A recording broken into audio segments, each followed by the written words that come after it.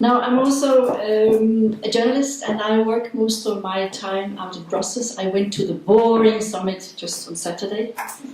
And since 2000, I have been publishing a newspaper online called EUobserver.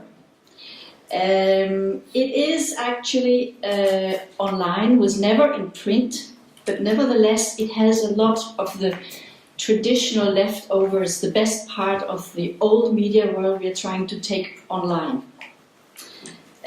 So, for example, as an editor-in-chief, I am responsible legally for every single word that's published on the site, including comments. I'm the one that will be taken to court if we publish something that is false or harming anyone's interests severely. I'm the one who will have to face jail if identity of our sources are at stake, for example. These are some of the very, very important values of the old media world that we somehow have to export and find solutions for in the new media world and in the social media. I haven't got the answers, but I would really listen if anybody here could give some good offers here. During the elections campaign of this year, the European Parliament elections campaign, we had a lot of problems, I must say, on the comments side of our stories. We had to spend a lot of resources on moderating the debates to take away the hate speech in particular, and these just over the top where people were getting into infights that were not nice and were basically taking down the whole debate so that people who really had something important to say would not want to see themselves mixed in with this. We are now considering how to continue this because, as you can imagine, moderation somehow has to be part of this if it's going to work. But moderation is also a very time-consuming and costly process. So also here I'm going to listen to what you eventually might have to suggest or propose. In daily life, we work as journalists. There are 12 people employed full-time by EUobserver, and in contrast maybe to some of the social media workers, we actually get paid for our time.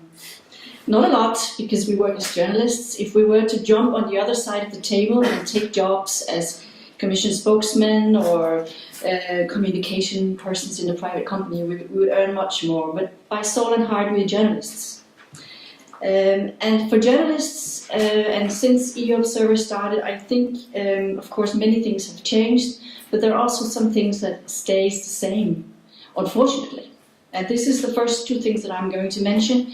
Two things that stays the same, and then in the end I'll share with you some of the thoughts we're doing inside EUobserver as what could we do, what could we contribute to maybe solve or help change these negative trends a little bit.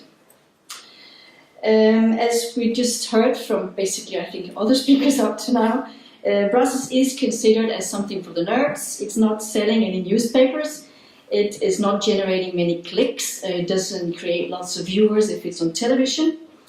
And that even though we all basically know very well that we are, of course, influenced by these decisions in Brussels. We've just elected 751 MEPs to rule our continent. We've had this campaign of Spitzenkandidat, the first German word that made it through Europe, I think. And I believe it has taken us a step closer towards parliamentarism at the European level. And we also thought that with this Spitzenkandidat process and all the liveliness that it created, that we had managed to break this tendency of an ever lower turning out in European elections. As Guy Verhofstadt said on the election night in Brussels, the first good news of the night is that we have finally broken the downward trend of falling participation in European elections. I remember the spokesman of the parliament, he was the one who had this comment when he said that the result was simply historic. And we've seen as a result of this process that Juncker is now going to be the Commission President for the next 5 years. But if I could have the first slide, let's see if I can give you that. This is the reality. The parliament election actually didn't change the trend. Quietly on the 25th of July this summer, the parliament published a small note that some of the journalists who look every day and do their job found, And it has turned out that the election turnout was just 42.5%. This is 0.5% lower than it was in 2009. So all the happy news wasn't that happy after all. Of course, we're journalists, so immediately we took the phone, we called the parliament and said, hey, what has happened? And we got this explanation that because of accounting methodologies that are for invalid and blank votes, they had to change the results coming in from Spain and Italy. I haven't seen many newspapers or social media people checking what happened in Spain and Italy. Maybe that could be interesting. Now, I think personally that the debate that we've had following this election would probably change if we were taking this as our beginning, that it's still falling, this trend. It's still a very serious situation.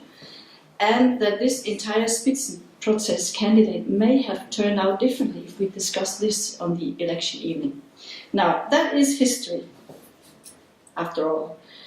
Then I'd talk a little bit about the professional media, or the old type of media, as they are represented in Brussels, where we have accreditations to work as journalists, which mean we can go into all the buildings and basically follow close what's going on.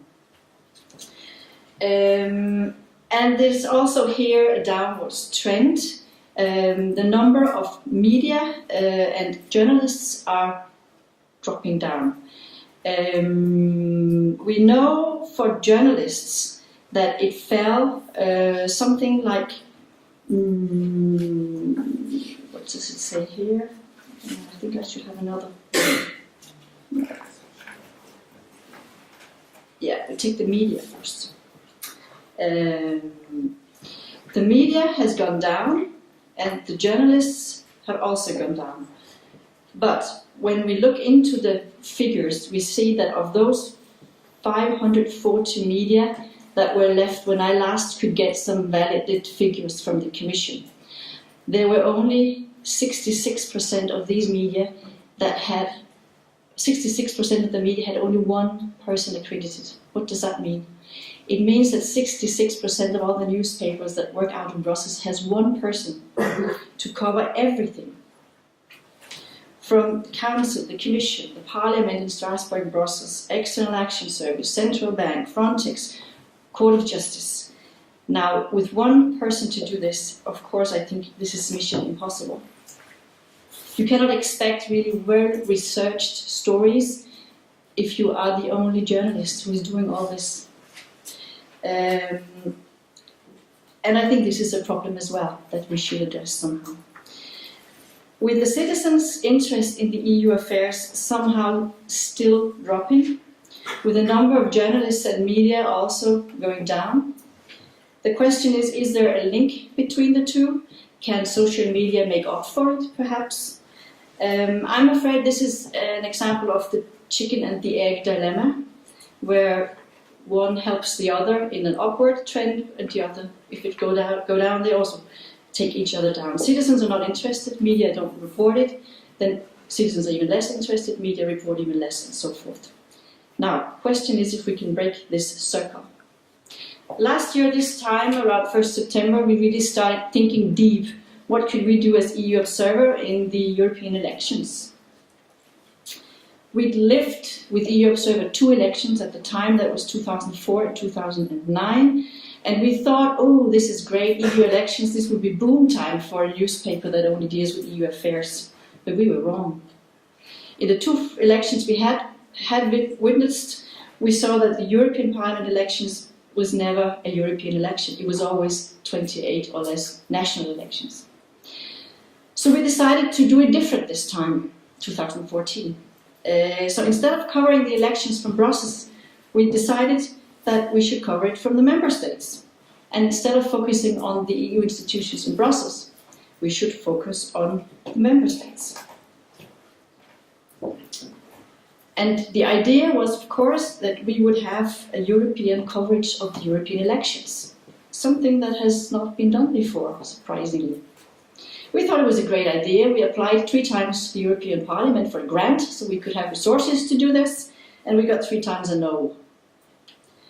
But then we had more success with some of the private foundations. We got a good grant from the Open Society, And with this grant, we hired a network of journalists, individual freelance journalists in 16 countries. We didn't have resources from more than 16 countries. And this network was in operation from February 2014. And over the next 4 months, this network of journalists, we published altogether 192 stories about the national campaigns, about the discussions nationally, about opinion polls, parties, candidates, and we did it in English because we have, as EUobserver, a European audience, and most people in Europe today can communicate in English. But the journalists, they were out there where the elections takes place. So they were basically lifting stories of these elections across to people living in other countries. We simply localized the European news. And it was a smashing success. I think we were more surprised than anybody else. Stories were read, they were wired, they were picked up, they were put into national context. I don't think we've had such a good project ever in EUobserver. Just simply. When we came to end of June, we calculated that we had 630 sites directly linking into our referencing or publishing our stories. And it also spread like fire among journalists. At the end of the project, we had 25 journalists from 24 member states who actually contributed to this project. And on my email every single day, feed tips began to come in from journalists outside in the member states in Europe for good stories. They also saw, oh, there's somebody where I could actually sell my story. There's a media that is ready to publish it. So I think the message we took from this experiment is very, very simple. It's so strikingly simple that we probably overlook it. That the Europeans are hungry for more news about Europe, but not about Brussels. Or at least they want it in addition to what's coming from Brussels. And I think when exercising a European democracy, we perhaps need to realize that we not only need to know what's going on in the institutions, we also need to know what's going on in each other's member states, and much more about that. During the project, this is the last thing I'll tell you about, we took the opportunity to do one more experiment that we wanted to do for a long time, but we never had the resources to do it. And this is the raison d'être behind it. You all know that a lot of laws are made in Brussels. For example, Redding, she put a figure on it when she visited the UK in February this year. She said 70% of the laws in this country, and that's the UK, are co-decided with the European Parliament. And we have lawmaking made above the national state level these days. We have also laws made above the European level. I mean, internet, finance, transport, energy, food, film, it's often decided by global companies and global institutions. And not only the lawmaking, but also the law breaking is supranational. From corruption to tax havens to bribes, trafficking, smuggling, all sorts of organized crimes, it goes across the borders. But the media, or many of them, and also the democracy, has somehow not catched up with this reality. Most people still rely on the national newspaper, the national public broadcaster, and information in their own language.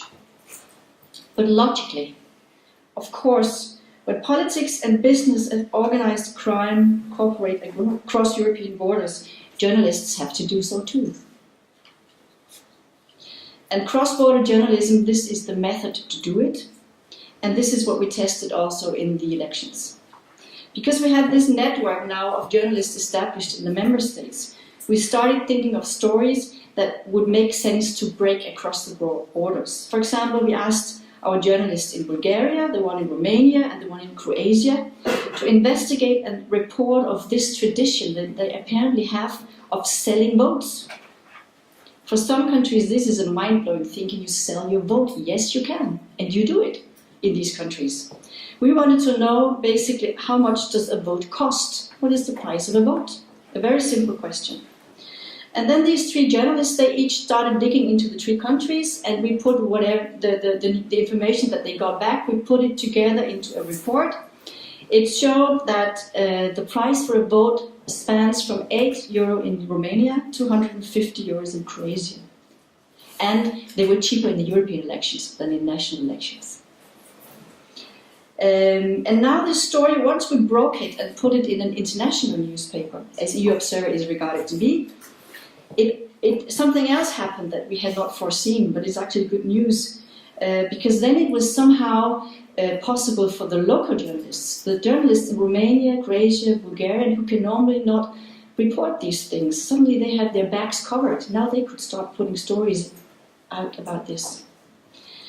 And of course we've seen, we picked up recently that now the Bulgarian Interior Minister has declared a no mercy strategy on vote buying ahead of this October's general elections. He said recently that he would handcuff anyone found to have bought votes. I'm not saying this is thanks to our story, but I think this is an example of how you could, by going cross-border and international, break up things that happens in the national, are hidden in the national context for now. Just to mention brief another story we did in this cross-border project. We asked the journalists that we had then in the network from France, Austria, Bulgaria and Hungary to report what they could find of the hard-right parties' links to Putin's party. Because we saw and we were wondering how come that it's people from these hard-right parties that went to the referendum in Crimea as political observers. How come they're all right-wingers? And we found that there are quite a lot of links between these right-wing parties in Europe and Putin's party. You can read more about it in the story. For example, that later this year there's something called the Russian National Forum. It's closely linked to Putin's party, and they will have Jobbik from Hungary and Golden Dawn from Greece as representatives in this party meeting.